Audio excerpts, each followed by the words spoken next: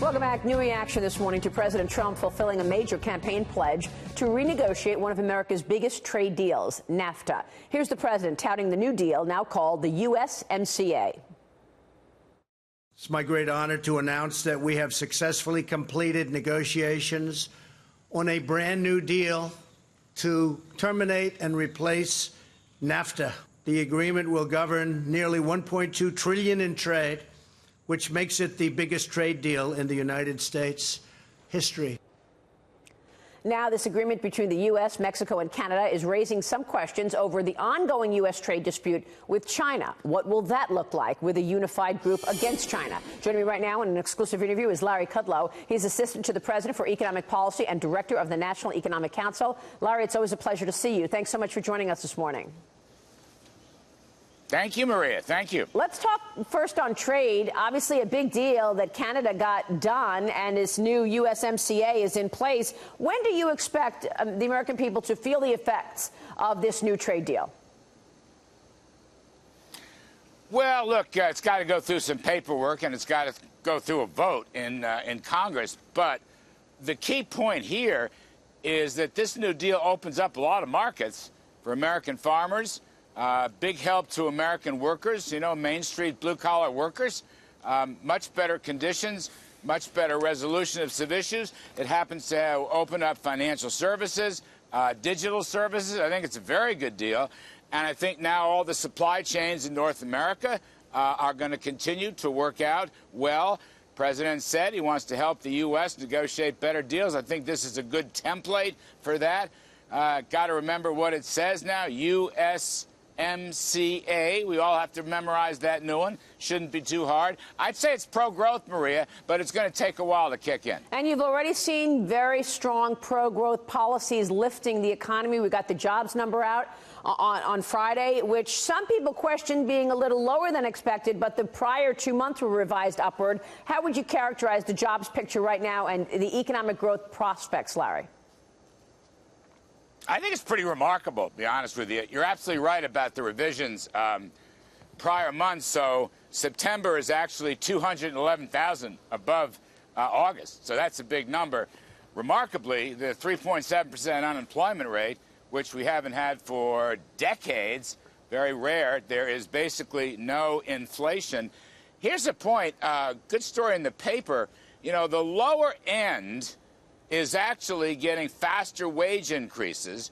I think these are predominantly, Maria, blue-collar workers, less skilled than some of the techie people, but they are actually getting faster wage increases than the upper end. And that's pretty remarkable, I think. And we've seen this throughout. Blue-collar workers, big story in the paper a couple of weeks ago, blue-collar workers having their best increase in many, many years. President Trump, you know, has opened up the economies, lowered tax rates, deregulation, lowered energy. He stopped the war against business. He stopped the war against success. He stopped the war against energy. Right now, the American economy is crushing it, and it's going to go on for a while, in my judgment. For a while is what people are questioning, because there's a narrative out there, Larry, as you know, that things are going to start to slow down pretty significantly going into 2020 and in 2020 because of higher interest rates and some demographic issues. Do you see that slowdown on the horizon? I sure don't. Now, look, 2020 is a couple of years away. I think we're in the biggest capital goods business investment spending in 20 years, okay? This is an economy that looks more like the 80s and 90s. We've beaten the 2% growth margin. Everybody said we couldn't. Atlanta Fed says it's going to be 4% again in the third quarter. Our team would take 3% plus. They said it couldn't be done. It is being done. Capital goods is going to put better productivity for workers. We're already seeing the wage gains. Yeah. Consumer spending is holding up. I just don't see where this is going to end. Here, one last point. If you can keep more of what you earn, right? If your paychecks are bigger after tax, after inflation, that goes on. If we're building new business investment, plants, equipment, technology, campuses, you name it. Why can't that go on for a good many years? Yeah. We haven't had that in almost 20 years. Well, one issue is this trade fight with China, that prices are going to go up for some common goods that people buy because of these tariffs that are in place. I know it's more than just an economic issue. We've got a map here of the South China Sea because this is one of the issues that many people have been saying is one for America with regard to national security. China is building islands in the South China Sea, which we all know it does not own the South China Sea. It's building islands and then putting military bases on those islands. So what's your take in terms of where this fight with China goes now that the president has done this deal with Canada and Mexico? And I want to get your take on Europe and Japan as well. Well, look, this whole story on trade is coming together nicely. The president's strategy appears to be working. We see this with USMCA. Now, we are holding trade negotiations with Europe. We are holding trade negotiations with Japan. We issued a tripart letter, the three countries, basically saying non-market economies, read China on that, have got to shape up. China is probably the biggest culprit, as you know. So, look, the key issues here, high tariffs, high non-tariff barriers, technology theft, intellectual property theft. There's a story in the paper yesterday in the Wall Street Journal. Let me put this out. China expands its cyber security rule book, heightening foreign corporate concerns. This is brand new. They're putting in new rules that will permit Chinese officials to inspect U.S. companies and all foreign companies' information tech and access proprietary information. This is exactly a step in the wrong direction. This is forced technology transfer. This is IP theft. This is exactly what we've been warning about. Right. We've tried to communicate these concerns to China. So far, we've not had luck. Look, we'll talk to them. Serious and significant talks any time, but it looks to me like they're moving in the wrong direction right now. I think this is most unfortunate.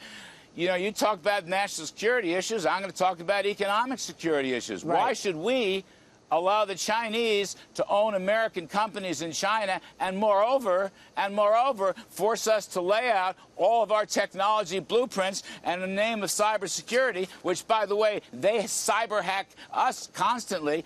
Why should we give them new advantages in this race for technology? And the question that's a big problem going forward. Is tariff the right solution here? I just have one follow-up here, because you are dealing with the dictator for life, and China will not even admit that it's been stealing our intellectual property and forcing this transfer of technology. Are you sure that tariffs are going to be the thing to actually move the needle here? Well, look, I don't know. I think, look, President Trump has been very strong on this issue. You know, a lot of people blaming POTUS for imposing tariffs as part of his trade strategy. He is, first and foremost, a trade reformer, as I think you know that. We have given China our asks any number of times regarding the technology issues and the IP and the tariffs and the trading balances and so forth. I think you know that, too. My advice is don't blame Trump. Help us. Don't hurt us. Help us, because there's got to be parity. There's got to be a level playing field. There's got to be reciprocity. China, regrettably, is not playing by the rules and has not played by those rules for many years. Prior U.S. presidents have given lip service. President Trump is giving the toughest rebuttal and actions against them. You got to protect the U.S. economy, Maria. You got to protect our technology family jewels, our inventiveness, our innovation. You got to protect our workforce and our new businesses. That's the strength of America's free market economy. Understood. The president is doing just that. Yep. Maybe a sit-down at the G20 in Argentina, maybe not. I'll put that out there. Our allies are working with us, the EU and Japan. Really, objectively, you got to give President some credit on this. He's taken the fight to China. It's a worthy fight. For sure. Larry, it's great to see you this morning. Thanks very much. Larry Kudlow joining us this morning at the White House.